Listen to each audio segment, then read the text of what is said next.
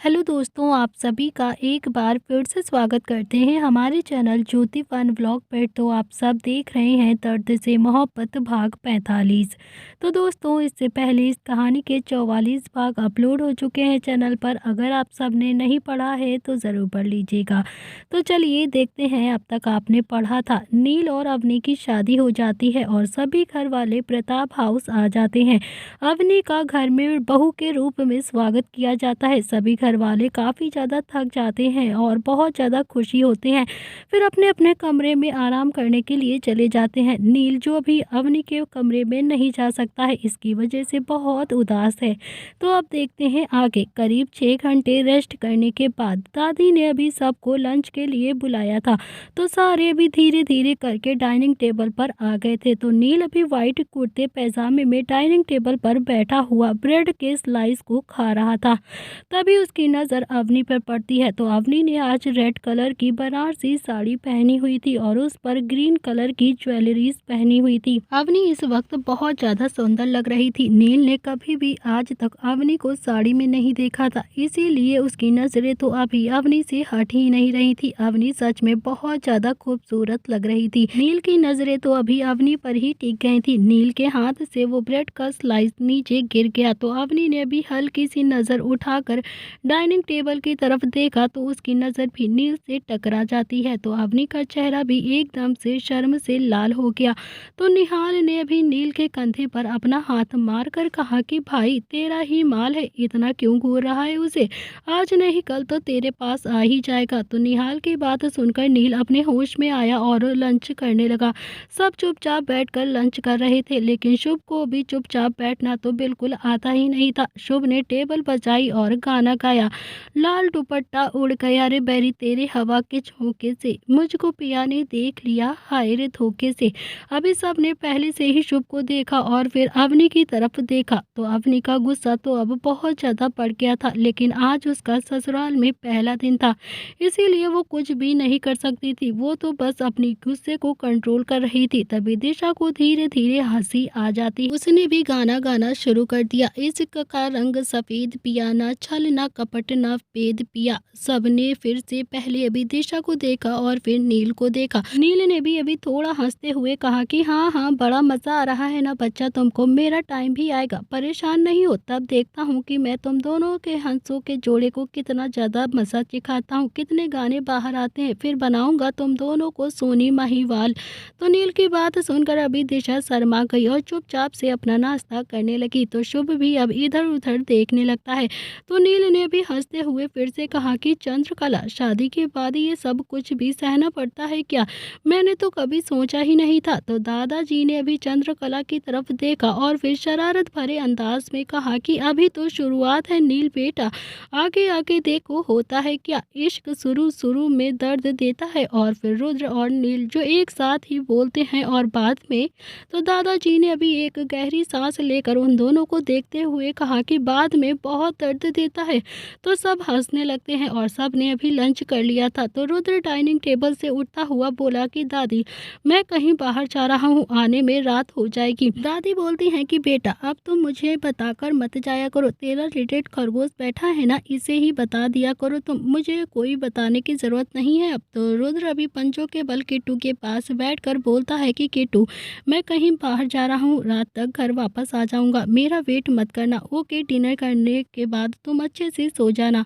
तो किट्टू ने अभी नम आंखों से रुद्र को देखा। तो रुद्र बोलता है कि ठीक है, थोड़ा जल्दी आने की कोशिश करूंगा, ओके? अब तो खुश हो जाओ। तो किट्टू ने अभी जल्दी से मुस्कुराते हुए हाँ में अपनी गर्दन हिला दी। तभी नील भी अपने टेबल से खड़ा होकर बोला, दादी मुझे भी कुछ काम है, तो मैं भी बाहर जा रहा हूँ। तो दादी ने भी दोनों को देखा और फिर दोनों को एक साथ देखते हुए बोली कि दोनों का दिमाग खराब है का? कहाँ चल दिए तुम दोनों? बोलो, कल ही शादी हुई है तुम्हारी और तुम दोनों ही आज चल दिए। तो रुद्र का तो अभी समझ में आता है, नील तू कहाँ पर जा रहा है अपनी बीवी को छोड़कर?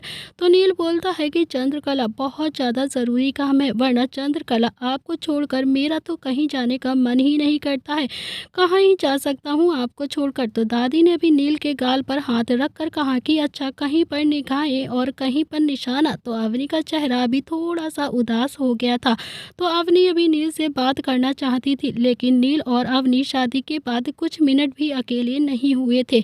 इसीलिए अवनी काफ़ी ज़्यादा उदास थी। अवनी सबके सामने बोलना तो नहीं चाहती थी, लेकिन फिर भी उसने थोड़ी सी हिम्मत करते हुए कहा कि नील, मुझे आपसे कुछ इम्पोर्टेंट बात करनी है, बस 5 मिनट, उसके बाद आप जहाँ जाना चाहते हैं आप चले जाना। तो अवनी का ऐसा कहते ही अभी शुभ और निहाल ने एक साथ ही सीटी मारी। तो नील अभी अवनी के दिल की हालत समझ रहा था। तो नील ने भी थोड़ा गुस्से में निहाल और शुभ को घूर कर देखा। तो दोनों ने ही अपनी आंखें अभी जल्दी से नीचे कर ली और अपने दांत अंदर कर लिए। नील ने अवनी की तरफ देखते हुए कहा कि ठीक है, चलो, क्या बात करनी है अवनी तुम्हें। तो नील अभी अवनी को लेकर किचन में आ गया था।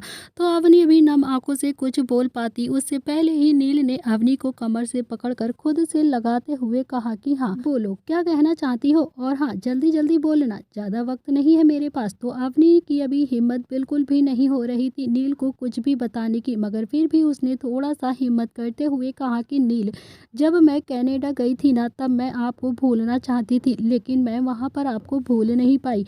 अवनी ने अभी ज़्यादा कुछ बोलती उससे पहले ही नील का फ़ोन वाइब्रेट होने लगता है। तो नील ने अभी कुर्ते की जेब से फ़ोन निकाल कर देखा तो वो फ़ोन जय का आ रहा था। तो नील ने अभी फ़ोन को कट कर दिया। तो नील अभी बोलता है कि अवनी, तुम्हारी बात आकर मैं सुन लूँगा, अभी मैं बहुत ज़रूरी काम से जा रहा हूँ, जाना ज़रूरी है। तो नील ने अभी अवनी को छोड़ दिया और नील बाहर की तरफ जाने लगा। तो अवनी ने उसका हाथ पकड़कर फिर से कहा कि बस बस एक बार मेरी बात सुन लो नील। तो नील ने भी अवनी के गाल पर अपना हाथ रखकर कहा कि बहुत ज़्यादा ज़रूरी काम है अवनी, आकर बात करूंगा और आकर तुम्हारी सारी बातें सुन लूंगा, वादा करता हूँ पूरी रात तुम्हारी बात ही सुनूंगा। तो नील अभी अवनी के पास से चला गया था और अवनी की आंखों में आंसू आ चुके थे जो कि छलक कर नीचे गिर गए थे। तो नील और रुद्र अभी दोनों ही बाहर की तरफ निकले। तो नील ने भी रुद्र से पूछा कि तू कहाँ जा रहा है। तो रुद्र बोलता है कि मैंने भी अभी विहान का किडनैप किया हुआ है, अब मैं उसे आज़ाद करने के लिए जा रहा हूँ, पर तू कहाँ जा रहा है। नील ने थोड़ा स्टाइल मारते हुए बोला कि मैंने भी सैंगी का किडनैप करवाया था, मैं भी उसे ठीक करने जा रहा हूँ और कहीं नहीं। तो रुद्र बोलता है कि फिर तो मेरी और तेरी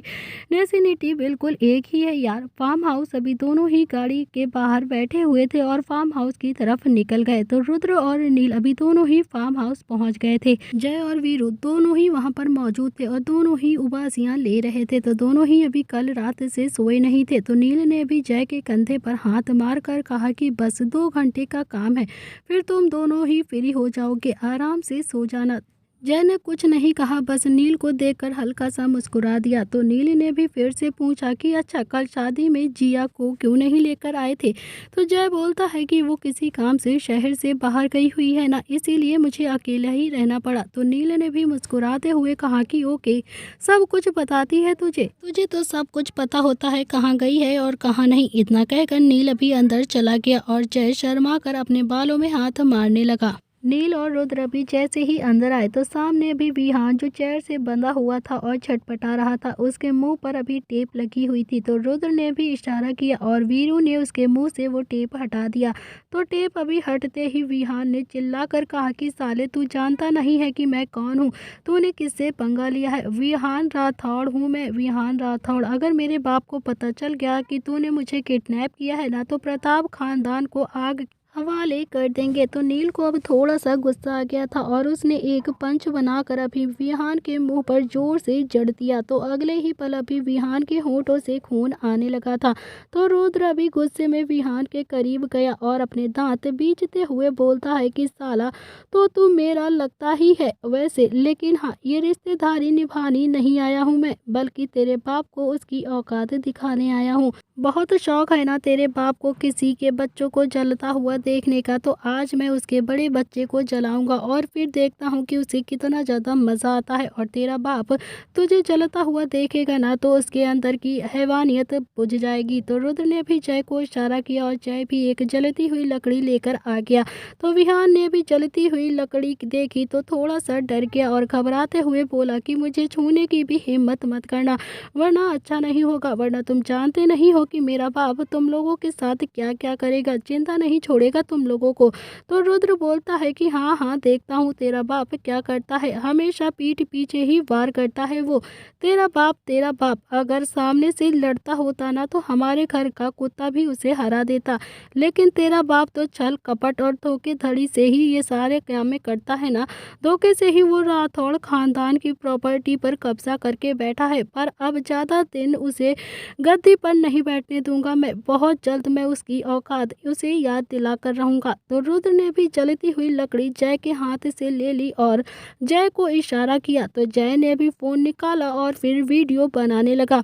तो रुद्र ने भी सबसे पहले वो लकड़ी विहान के पैर पर लगाई तो विहान की चीख निकल गई और वो जलती हुई लकड़ी विहान के पैरों में चिपक गई। लेकिन रुद्र को तो अभी जैसे सुकून मिल रहा था। तो रुद्र ने भी करीब 30 मिनट बाद वही जलती हुई लकड़ी विहान के दूसरे पैर पर लगाई। तो इस वक्त विहान जो बहुत ही बुरी हालत में था, लेकिन रुद्र को अभी कोई भी फर्क नहीं पड़ रहा था। तो रुद्र की आंखों के सामने अभी किट्टू का मासूम सा चेहरा घूम रहा था, जिसने छोटी सी उम्र में ही राठौड़ के इतने ज़्यादा जुल्म सहे थे। बेचारी के आसपास कोई भी नहीं था जिसके सामने वो अपना दुखड़ा रो पाती। तो किट्टू की आवाज़ वहीं से चली गई थी। रुद्र ने भी अभी उसे बहुत टॉर्चर किया था, फिर भी वो आंखों से आंसू लिए चुपचाप से सब कुछ सहती रही। रुद्र ने वो लकड़ी हटाकर अब विहान की कमर पर रखकर उसे कसकर मसलने लगा। तो विहान अब इतनी बुरी तरह से तड़प रहा था कि उसकी चीखें अभी पूरे कमरे में गूंज रही थी। विहान अब बिल्कुल भी नहीं सह पाया और एकदम से बेहोश हो गया। तो रुद्र ने भी लकड़ी साइड में फेंक दी और जय को देखकर बोला कि ये वीडियो अभी के अभी राठौड़ तक पहुंच जानी चाहिए। तो नील ने भी वीरू की तरफ इशारा करते हुए कहा कि मुझे भी अभी किसी को टॉर्चर करना है, उठाओ इसे और हाँ जितनी जल्दी हो सके इसे इसके कमरे में फेंक कर आओ। तो वीरू ने भी अपने कुछ साथियों के साथ विहान को उठाया और गाड़ी की डिग्गी में डाल दिया। तो विहान भी अब पूरी तरह से बेहोश हो चुका था। तो रुद्र ने भी वीरू को देखकर कहा कि अब इसे राठौड़ हाउस छोड़कर आ जाओ। तो सोमनाथ को भी तो अब पता चले कि जब जलते हैं तो कितना ज़्यादा दर्द होता है, कैसी तकलीफ होती है जलने से। तो रुद्र ने भी नील को देखकर कहा कि अब शैंकी को जो करना है ना तो तू कर लेना, मैं चलता हूँ, मुझे ना एक इम्पॉर्टेंट मीटिंग भी अटेंड करनी है।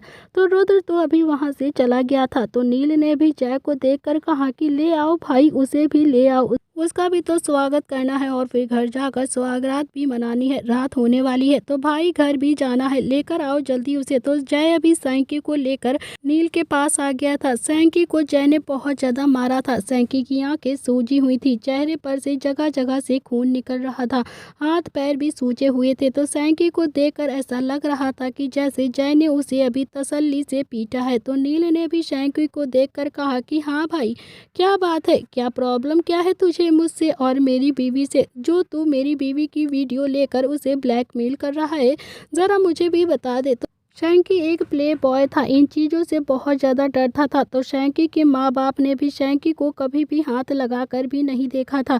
इतना ज़्यादा पीटने के बाद तो शैंकी अब डर के मारे कांप रहा था, उसे बहुत ज़्यादा डर लग रहा था। तो शैंकी को कभी नहीं लगा था कि नील उसका किडनैप करके उसके साथ ऐसा भी कुछ करेगा। वो तो बस उसे हल्के में ले रहा था, वो उस वीडियो पर ही शेर बन रहा था। तो शैंकी ने भी हाथ जोड़ते हुए कहा कि मुझे कोई प्रॉब्लम नहीं है यार, प्लीज़ मुझे जाने दो, मैं ना बिल्कुल कसम खाता हूँ कि अवनी की ज़िंदगी से बहुत दूर चला जाऊँगा, कभी उसकी तरफ देखूँगा भी नहीं।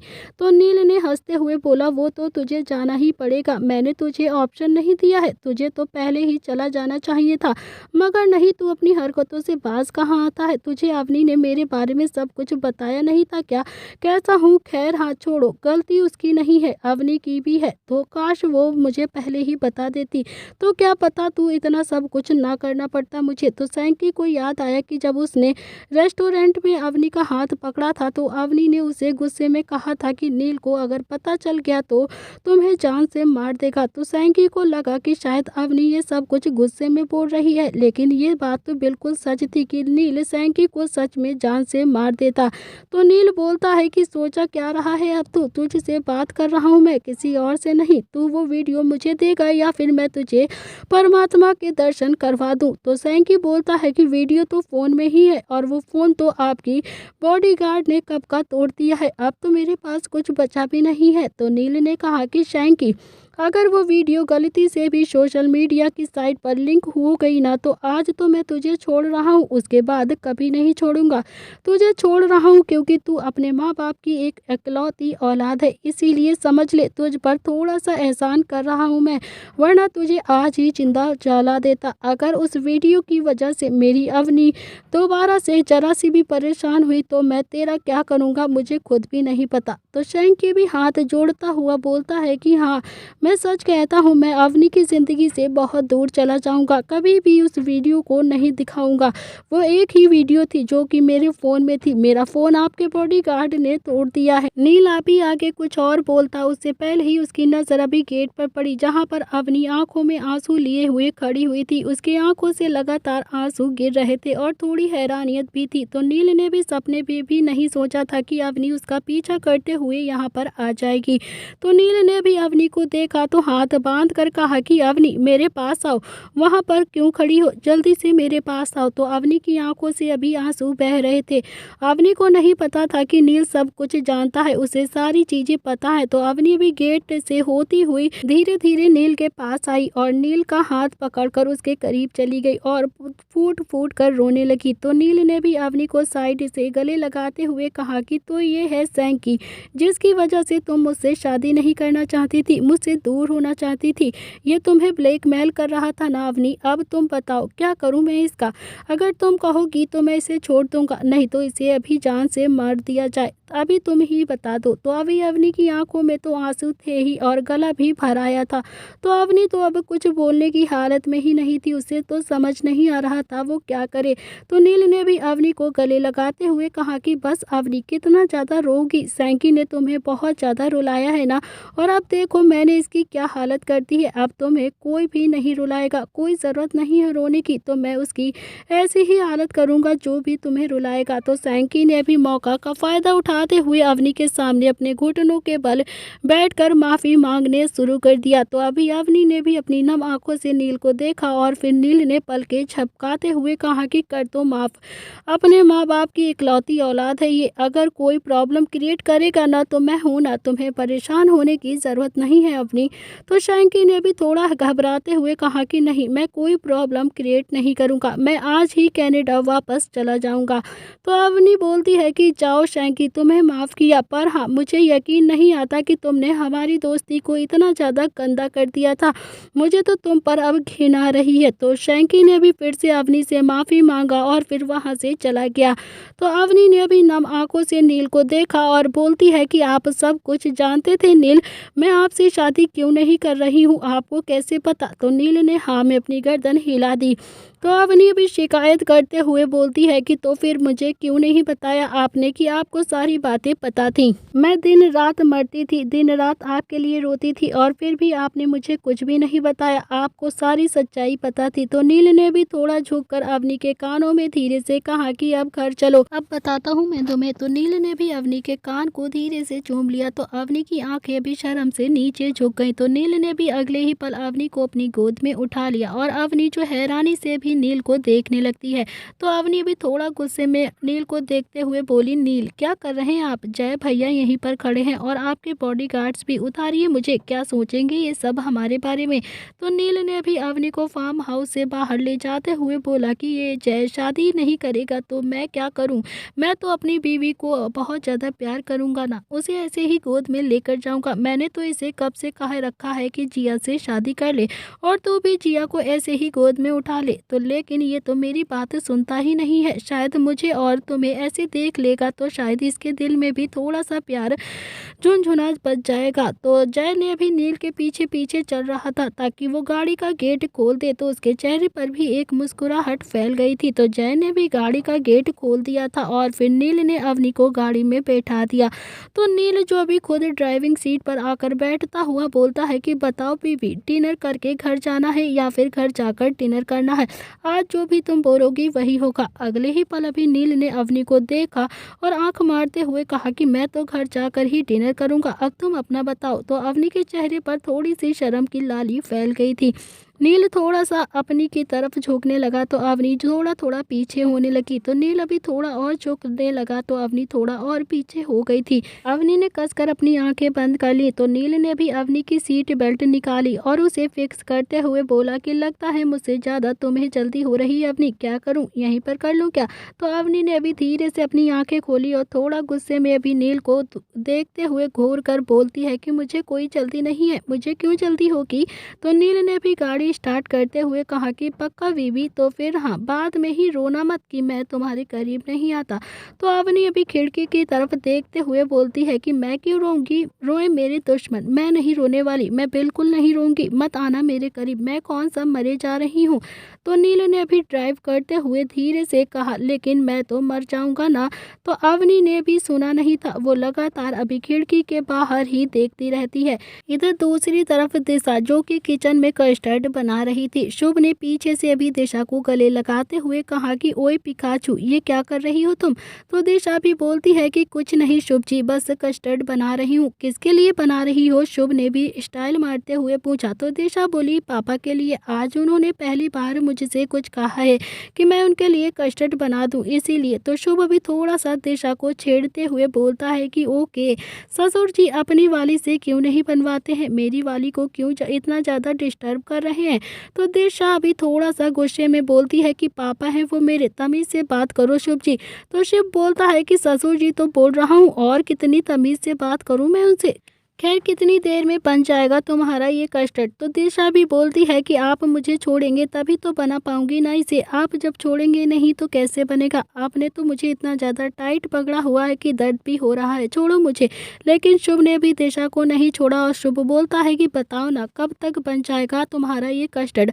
4 से 5 मिनट में बन ही जाएगा ना, पर आपको इतनी जल्दी क्यों हो रही है? दिशा ने भी अभी जवाब देते हुए शुभ को देखना शुरू कर दिया। शुभ बोलता है कि फिर तुम मेरे साथ नील भैया का कमरा डेकोरेट करा देना, क्योंकि उनका कमरा भी डेकोरेट करना है। तो शुभ की बात सुनकर अभी दिशा को थोड़ी सी शर्म आ गई थी, तो दिशा ने अभी अपनी शर्म को थोड़ा सा कंट्रोल करते हुए कहा कि शुभ, मैं काम कर रही हूँ ना, तो आप किसी और के साथ मिलकर ही उनका कमरा डेकोरेट कर दीजिए ना प्लीज, मुझे अब परेशान मत करिए। तो शुभ ने अभी अपने होंठ दिशा की गर्दन पर रखते हुए कहा कि किसी और के साथ क्यों करूँ मैं, क्यों करूँ मैं किसी और के साथ? मैं तो अपनी पिकाचू के साथ ही करूँगा उनका कमरा डेकोरेट। चलो ना पिकाचू, इतना ज़्यादा बहाने क्यों मार रही हो तुम मुझसे दूर रहने के? एक ना एक दिन तो हमें भी सुहागरात मनानी है ना, तो फिर इतना ज़्यादा शर्मा क्यों रही हो? तो शुभ की अभी ऐसी बातें सुनकर दिशा की तो हालत बहुत ज़्यादा खराब हो चुकी थी।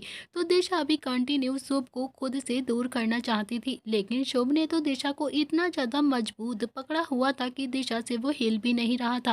तभी दिशा बोलती है कि शुभ जी, कोई आ जाएगा, प्लीज छोड़ दीजिए ना, ऐसा अच्छा नहीं लगता है, हमारी अभी शादी नहीं हुई है जो आप इस तरह से मेरे करीब आते हैं। लेकिन शुभ ने अभी दिशा को नहीं छोड़ा था, तो शुभ ने अभी फिर से अभी शरारत भरे अंदाज में कहा कि चलो ना पिकाचू, बन गया है तुम्हारा कस्टर्ड, तो मैं भी बताता हूँ कि सुहागरात कैसे मनाते हैं। तो आज ना तुम्हें सुहागरात के 2 चैप्टर करवा दूंगा मैं, और हाँ, धीरे धीरे अभी पूरा सिलेबस भी पूरा कर दूंगा, तो शादी से पहले ही तुम्हें बहुत ज़्यादा एक्सपर्ट बना दूंगा। तो शुभ ये बात बोलता हुआ कंटिन्यू अपनी चेहरे दिशा की गर्दन से रब कर रहा था। तो दिशा को अब बहुत ज़्यादा घबराहट हो रही थी, कहीं कोई उन दोनों को ऐसे देख ना ले। तो तभी वहां पर नरेन आ जाता है, तो नरेन को देखकर अभी दिशा एकदम से सुन्न हो गई थी। दिशा ने अपनी कोहिनी मारकर शुभ को होश में लाने की कोशिश की, लेकिन शुभ तो अभी कंटिन्यू अपना चेहरा दिशा की बालों में छुपाए हुए था और उसे प्यार कर रहा था। तो दिशा अभी नरेन की तरफ नहीं देख रही थी, लेकिन वो कंटिन्यू शुभ को हिला रही थी। तो डर के मारे अभी दिशा के मुंह से आवाज भी नहीं निकल रही थी, वो तो एकदम से कांपने लगी थी। तो दिशा की बार बार कोहनी मारने से अभी शुभ काफी ज्यादा इरिटेट होने लगा था। तो शुभ ने अभी अपनी पकड़ और मजबूत करते हुए कहा कि आज बहुत ज्यादा कोहनी चल रही है तुम्हारी, क्या बात है, कमरे में जाकर देखता हूँ कि कितनी चलाती हो तुम अपनी कोहनी। तो नरेन ने तो अब शुभ को काफी ज्यादा गुस्से से देखना शुरू कर दिया था। तो दिशा भी कंटिन्यू शुभ को कोहनी मारे जा रही थी। फाइनली अभी शुभ ने अपनी आंखें खोली और धीरे से कहा कि क्या हो गया है पिकाचू, तुम इतना ज्यादा परेशान क्यों कर रही हो? तभी शुभ की नजर नरेन पर पड़ी, तो नरेन को देखते ही अभी शुभ के मुंह से निकला, ओ तेरी ससुर जी। तो शुभ ने अभी दिशा को छोड़ दिया और जल्दी से उससे दूर हो गया। तो दिशा शर्म के मारे शुभ के पीछे खड़ी हो गई और दिशा की तो हिम्मत अभी नरेन से नजरें मिलाने की भी नहीं हो रही थी। तो नरेन ने अभी दोनों को देखा पर कुछ कहा भी नहीं और नरेन ने खुद ही अभी कस्टर्ड का बाउल सर्व किया और वहां से जाने लगा। तभी दिशा ने भरे गले से धीरे से कहा कि आई एम सॉरी पापा, मुझे माफ़ कर दीजिए। तो नरेन ने भी बिना पलटे ही पूछा कि सॉरी किस लिए बेटा। तो दिशा की आंखों में अब आंसू आ गए थे और वो कुछ बोली नहीं, बस चुपचाप से शुभ के पीछे खड़ी रही। तो शुभ भी अभी इस वक्त बहुत ज़्यादा शर्म फील कर रहा था, वो भी हिम्मत करके कुछ नहीं बोल पाया, वो भी अपनी आंखें झुकाए हुए नीचे खड़ा रहा। तो नरेन ने भी फिर से कहा कि छोटे शेर, अगर मेरी दिशा को कभी हर्ट किया ना तो मेरा एक पंच झेल नहीं पाओगे तुम। इतना कहकर अभी नरेन मुस्कुराता हुआ वहां से चला गया। तो शुभ ने अभी दिशा की तरफ पलट कर कहा कि ओए मेरे पिकाचू, रो क्यों रही हो तुम। तो दिशा बोलती है कि पापा ने हमें ऐसे देख लिया है ना, इसीलिए। तो शुभ ने भी दिशा को अपनी गोद में उठा लिया और बोला कि ओ तेरी, ये तो अच्छी बात है ना, हमें बताना नहीं पड़ेगा उन्हें, वो तो सब कुछ समझ जाएंगे ना, उन्हें खुद सब कुछ समझ आ गया होगा कि मैं और तुम मेड फॉर ईच अदर ही हैं। तो शुभ अभी दिशा को नील के कमरे की तरफ लेकर आ गया था। तो दोनों ने मिलकर अभी नील का कमरा अच्छे से डेकोरेट किया। इसी बीच दिशा तो अभी काफ़ी ज़्यादा कंसंट्रेट के साथ काम कर रही थी, लेकिन शुभ तो बस अभी दिशा को काफ़ी ज़्यादा परेशान कर रहा था। कभी उसे किस कर देता, तो कभी फूलों को उठाकर उसके ऊपर फेंक देता, तो कभी अपनी उंगलियां उसकी कमर पर चलाने लगता। शुभ की ऐसी शरारतें दिशा को बहुत इरिटेट कर रही थी। करीब 2 घंटा मेहनत करने के बाद दिशा और शुभ ने फाइनली नील का कमरा डेकोरेट कर दिया था। तो दिशा ने अभी दोनों हाथ अपनी कमर पर रखे और एक थकावट भरी सांस के साथ कहा कि अब बताओ कैसा लग रहा है शुभ जी। तो शुभ ने अभी दिशा को अपनी तरफ खींचकर उसके माथे पर किस करके बोला कि बिल्कुल मेरे पिकाचू जैसा, बहुत ही ज़्यादा खूबसूरत लग रहा है, शांत, प्यारा, खूबसूरत और इनोसेंट। शुभ अभी इतना कहकर दिशा की होठों की तरफ झोंकने लगा। तो दिशा ने अभी शुभ को जोर से धक्का देते हुए कहा कि बहुत हुआ, अब मुझे बहुत ज़्यादा नींद आ रही है, अब आप मेरे पास भी नहीं आएंगे, समझे। तो शुभ ने भी फिर से दिशा को कमर पर हाथ रखकर खुद से सटाते हुए कहा कि आज दिन में कितना सोई हो तुम, अब नींद आ रही है तुम्हें। तो दिशा भी इस वक्त शुभ के सामने बहुत ज़्यादा अनकंफर्टेबल फील कर रही थी और उसे शर्म भी बहुत ज़्यादा आ रही थी। उसने शुभ का हाथ अपनी कमर से हटाते हुए कहा कि हाँ हाँ आ रही है नींद, अब हट जाइए मेरे सामने से। तो दिशा ने भी जैसे तैसे खुद को शुभ से छुड़वाया और अपने कमरे में चली गई। तो शुभ ने भी दिशा को जाते हुए देखा और मन ही मन कहा कि ऐसे कैसे छोड़ दूंगा मैं तुम्हें, आज रात तो तुम मेरी हो, तो आधी सुहाग रात तो मैं आज मनाकर ही रहूंगा। इधर दूसरी तरफ नील ने गाड़ी प्रताप हाउस के बाहर आकर रोक दी थी। नील अवनी दोनों ही अपनी सीट बेल्ट निकालते हैं। तो अवनी भी जैसे ही गाड़ी का गेट खोलकर बाहर जाने लगती है तो नील ने उसका हाथ पकड़कर उसे अपनी तरफ खींच लिया। तो नील के एकदम से ऐसा करने से अवनी थोड़ा सा हैरान हो गई थी। तो अवनी बोलती है कि क्या हुआ आपको, ऐसे खींच क्यों रहे हो मुझे। तो नील बोलता है कि मुझे किस चाहिए थी, अभी के अभी चाहिए। तो नील ने भी ऐसा स्ट्रेट फॉरवर्ड बोलने से अवनी की सांसें तो एकदम से रुक गई थी। तो अवनी ने अपना सलाइवा कटकते हुए कहा अंदर चलते हैं ना फिर। तो नील बोलता है कि देखो अवनी, 3 घंटे से ड्राइव कर रहा हूँ, बहुत ज़्यादा थक गया हूँ, मुझे थोड़ी सी एनर्जी तो चाहिए ना, जो मुझे तुम ही दे सकती हो और कोई नहीं। तो अवनी ने भी मन ही मन खुद से कहा, नील किस तो ऐसे मांग रहे हैं जैसे 100 का नोट मांग रहे हो, अगर किस चाहिए तो खुद ही ले लीजिए ना। तो अवनी तो अभी कुछ नहीं बोली थी, बस चुपचाप से अपनी आंखें झुकाकर बैठी रहती है। तो नील अभी अवनी की तरफ झुकने लगा और अवनी ने कसकर अपनी आंखें बंद कर ली। तभी नील का फोन एकदम से वाइब्रेट होने लगता है।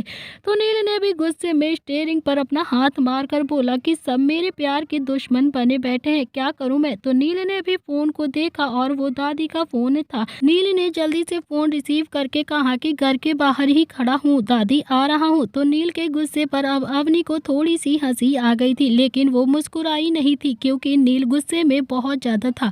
तो नील अभी गाड़ी से उतरते हुए बोलता है कि बस 5 मिनट और हंस लो, कमरे में तुम्हारी सारी हंसी निकाल दूंगा आज।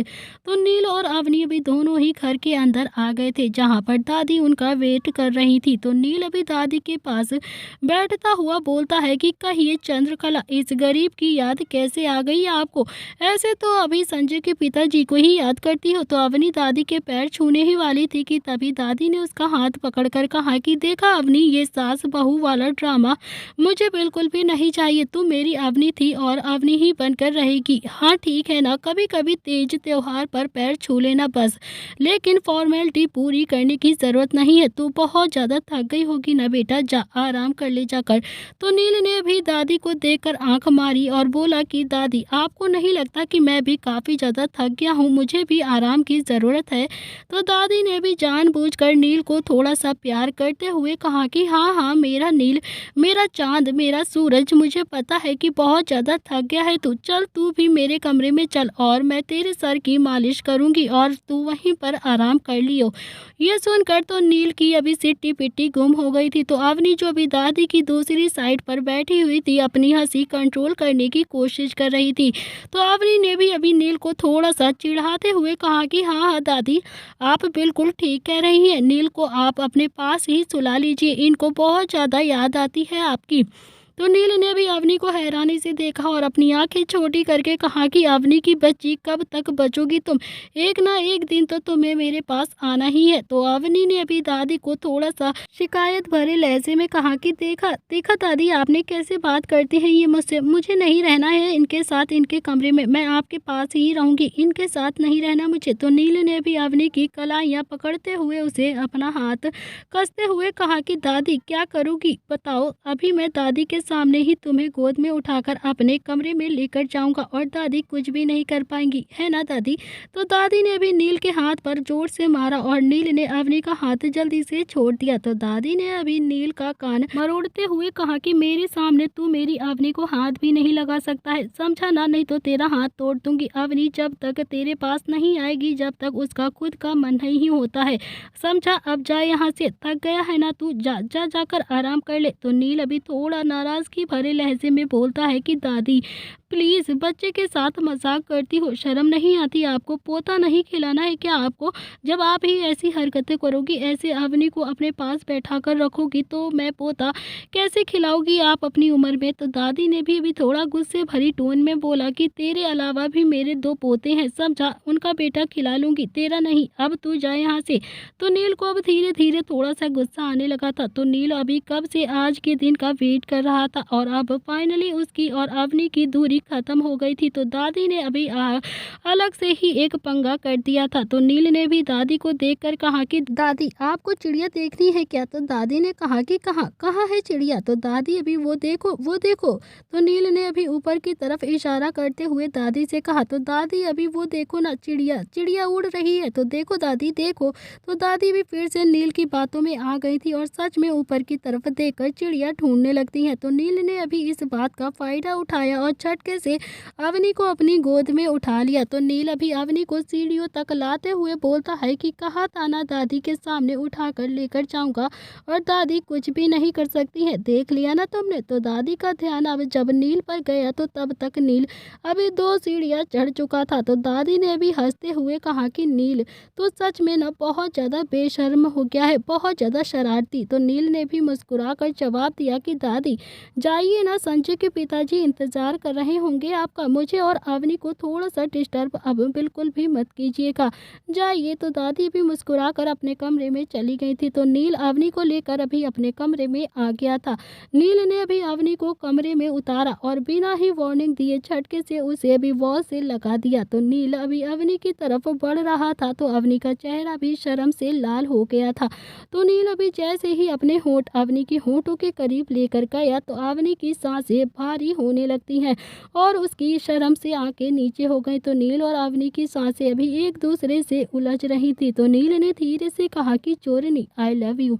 तो अवनी तो अभी नजरें नीचे किए हुए बस चुपचाप से खड़ी थी और अगले ही पल नील अपने होठों को अवनी के होठों पर रख देता है और उसे किस करने लगता है। तो अवनी के हाथ भी अब नील के कुर्ते पर कस रहे थे। तो जैसे जैसे अभी नील की किस डीप होती जा रही थी तो अवनी के हाथ भी उसके कुर्ते पर कसते जा रहे थे। तो करीब 10 मिनट की किस के बाद नील ने अवनी के होठों को छोड़ दिया था और उसके कान में जाकर धीरे से कहा कि अवनी तुम आज बहुत ज़्यादा खूबसूरत लग रही हो, आज तुम साड़ी में बिल्कुल बिंदास लग रही हो। तो मेरा तो सुबह से ही तुम्हें खाने का मन था, लेकिन बस उस सैंकी की बैंड बजानी थी, इसीलिए वहाँ जाना पड़ा। तो अवनी तो अभी शर्म के मारे कुछ बोल ही नहीं रही थी, मगर बोलती भी तो कैसे बोलती। पहले तो अवनी की शादी नहीं हो रही थी तो वो नील को रोक लेती थी, लेकिन अब तो नील का उस पर पूरा हक हो चुका था। शादी करके वो उसका हस्बैंड बन चुका था। अब वो चाहकर भी नील को नहीं रोक सकती। तो ऐसा तो नहीं था कि नील और अवनी पहली बार फिजिकल हुए थे,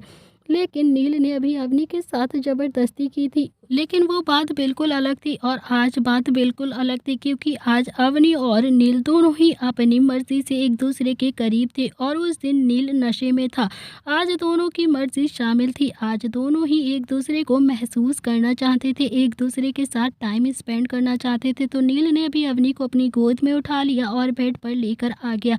तो नील ने अभी अवनी को बेड पर लेटाया और जैसे ही उसके बगल में आकर खुद लेटा तो उसे गीला गीला सा महसूस हुआ। तो अवनी और नील अभी दोनों ही हैरानी से एक दूसरे को देखने लगे।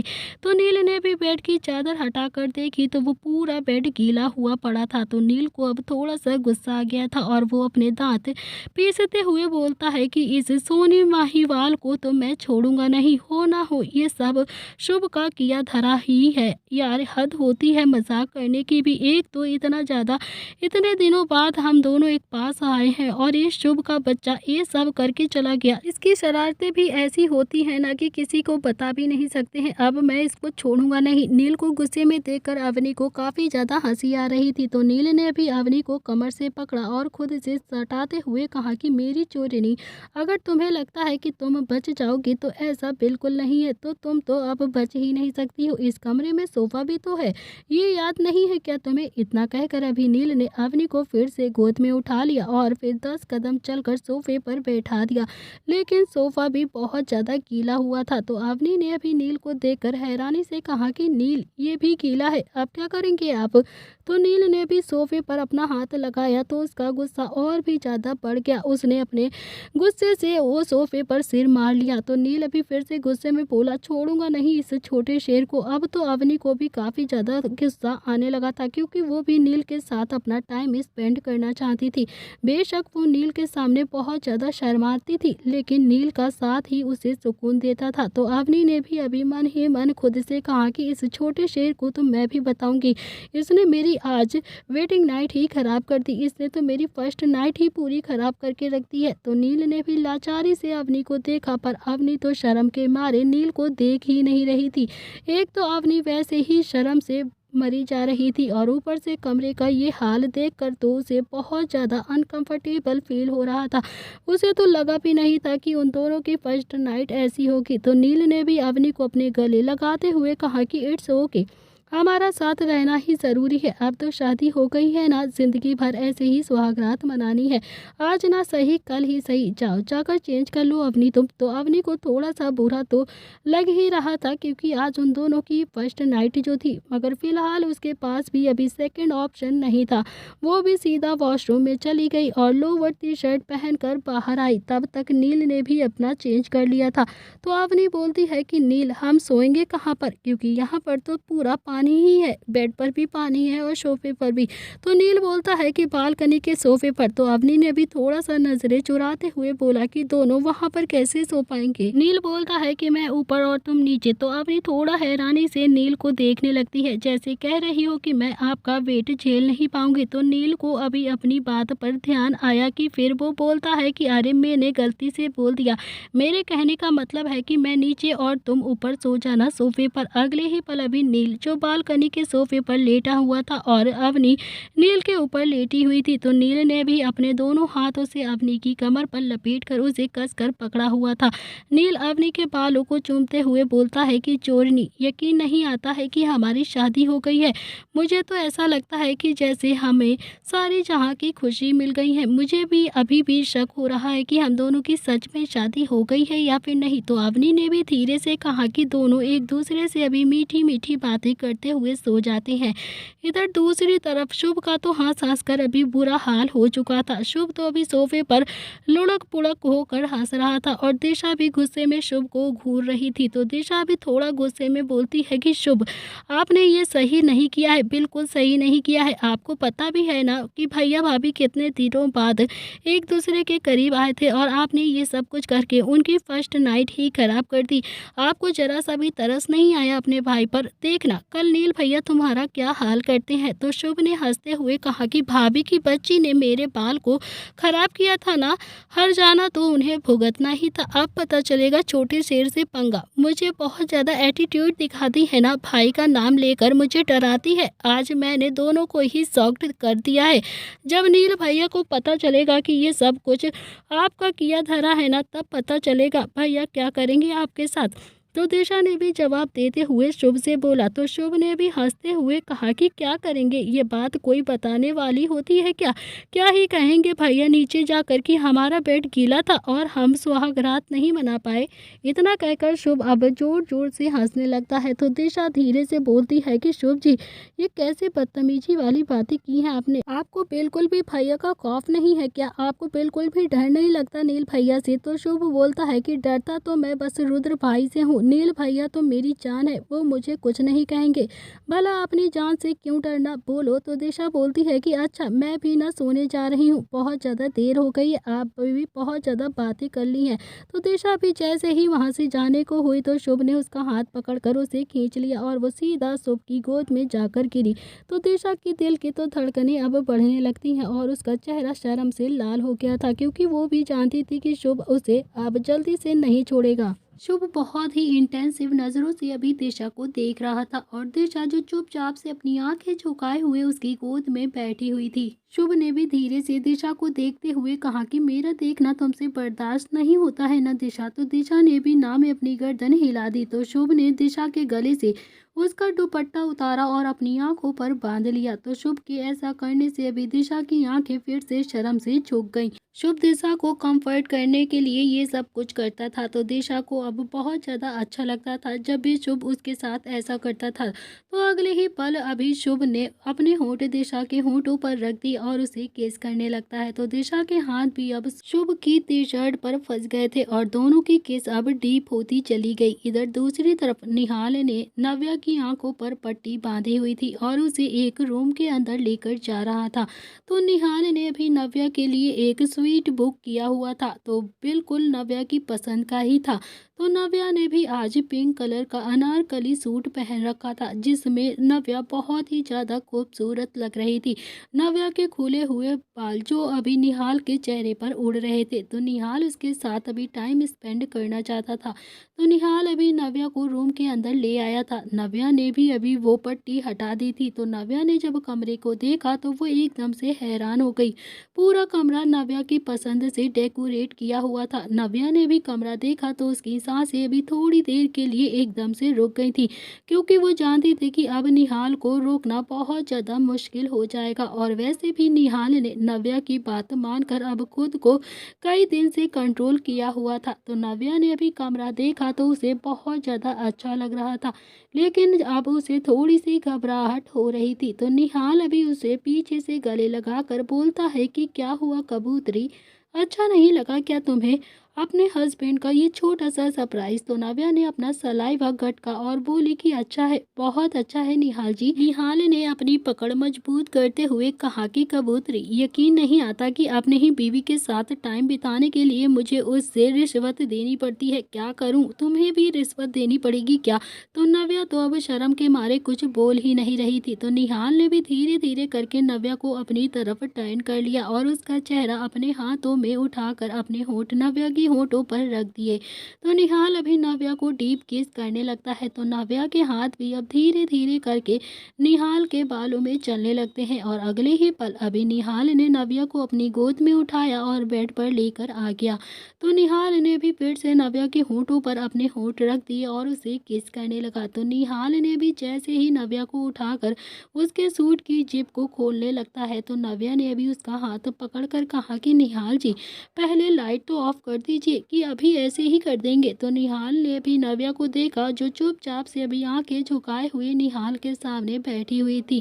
तो निहाल ने भी नव्या के गाल को चूम कर बोला कि ऐसे ही करते हैं ना, मुझे ना तुम्हें देखना है। तो नव्या की तो अब दिल की धड़कन डर से भाग रही थी। तो नव्या अभी फिर से थोड़ा सा हिम्मत करते हुए बोलती है कि प्लीज़ निहाल जी प्लीज़। तो निहाल अभी समझ गया था कि नव्या बहुत ज़्यादा अनकंफर्टेबल फील कर रही है। तो निहाल ने भी कमरे की लाइट ऑफ कर दी थी और धीरे धीरे अब निहाल ने नव्या के कपड़े रिमूव कर दिए और नव्या की सांसें अभी तेज होने लगती हैं। तो निहाल अभी लगातार नव्या को किस कर रहा था। निहाल ने धीरे धीरे अपने कपड़े भी रिमूव कर दिए थे और नव्या के ऊपर आ गया था। तो नव्या की तो अब सांसें धीरे धीरे अटक रही थी। निहाल नव्या को बहुत ज़्यादा कंफर्ट फील करवाते हुए उसके साथ इंटीमेट हो गया था। तो नव्या को अब दर्द हो रहा था। तो निहाल ने भी नव्या को ज़्यादा परेशान नहीं किया। तो निहाल अभी थोड़ी देर में ही नव्या के ऊपर से उठ गया और वॉशरूम में चला गया। थोड़ी देर के बाद अभी निहाल जब वॉशरूम से बाहर आया तो नव्या को अपनी गोद में उठाकर वॉशरूम के अंदर लेकर गया। तो नव्या तो अब शर्म के मारे मरी जा रही थी। वो भी निहाल से ऐसे चिपकी हुई थी जैसे कोई छोटा सा बच्चा अपनी माँ से चिपका रहता है। तो निहाल ने भी नव्या को वॉशरूम में ले जाकर बाथ टब में बैठा दिया और खुद भी उसके साथ उसके पीछे बैठ गया। तो नव्या ने भी कस कर अपनी आंखें बंद कर ली थी और थोड़ी देर बाद दोनों ही बाथ रोब पहनकर बाहर आए। निहाल ने भी नव्या के लिए कपड़े मंगवा लिए थे। तो निहाल ने जैसे ही अपना हाथ नव्या की बाथ रोब की डोरी पर रखा तो नव्या ने पकड़कर धीरे से कहा कि मैं खुद कर लूंगी निहाल जी, आप रहने दीजिए। तो निहाल ने भी अभी नव्या को अनकंफर्टेबल फील नहीं करवाया और मुंह फेर कर खड़ा हो गया। तो नव्या ने भी जल्दी से कपड़े चेंज कर लिया और फिर निहाल भी लोअर और टी शर्ट पहन लेता है। तो निहाल ने फिर से अभी नव्या को अपनी गोद में उठाया और बेड को देखने लगा। तो बेड शीट अभी जगह जगह से लाल हो चुकी थी। निहाल ने एक नजर अभी बेड को देखा, फिर नव्या को देखा। तो नव्या ने भी शर्म के मारे फिर से अपना सर निहाल के सीने में छुपा लिया। तो निहाल भी अब नव्या को सोफे पर लेकर आया और उसे गोद में बैठाकर खाना ऑर्डर कर दिया। थोड़ी देर में ही एक फीमेल वेटर आई और उसने बेड शीट चेंज करके वहां से चली गई। तो नव्या और निहाल ने अभी दोनों ने साथ में बैठकर डिनर किया और फिर निहाल नव्या को बेड पर लेकर आ गया और लेट गया। तो नव्या ने आज अपना सर निहाल के कंधे पर रखा हुआ था। तो नव्या ने अभी जितना सोचा था तो निहाल ने उससे ही ज़्यादा नव्या को कंफर्ट जोन में रखा था। नव्या को तो लगा भी नहीं था कि निहाल उसे इतने अच्छे से प्यार करेगा, उसके साथ ऐसे टाइम स्पेंड करेगा। दोनों ही आज बहुत ज़्यादा खुश थे। दोनों के दिल में बहुत ज़्यादा रोमांस था एक दूसरे के लिए। तो दोस्तों इसी के साथ इस कहानी का ये अध्याय यहाँ पर समाप्त हो रहा है। अगर आप जानने चाहते हैं कि इस कहानी में आगे क्या होने वाला है तो आपको देखना पड़ेगा इस कहानी का अगला भाग। कैसा लगा आज का एपिसोड प्लीज़ कमेंट बॉक्स में ज़रूर लिखकर बताइएगा। मिलते हैं इस कहानी के अगले भाग में। आज के लिए इतना ही। Thank you friends, bye bye.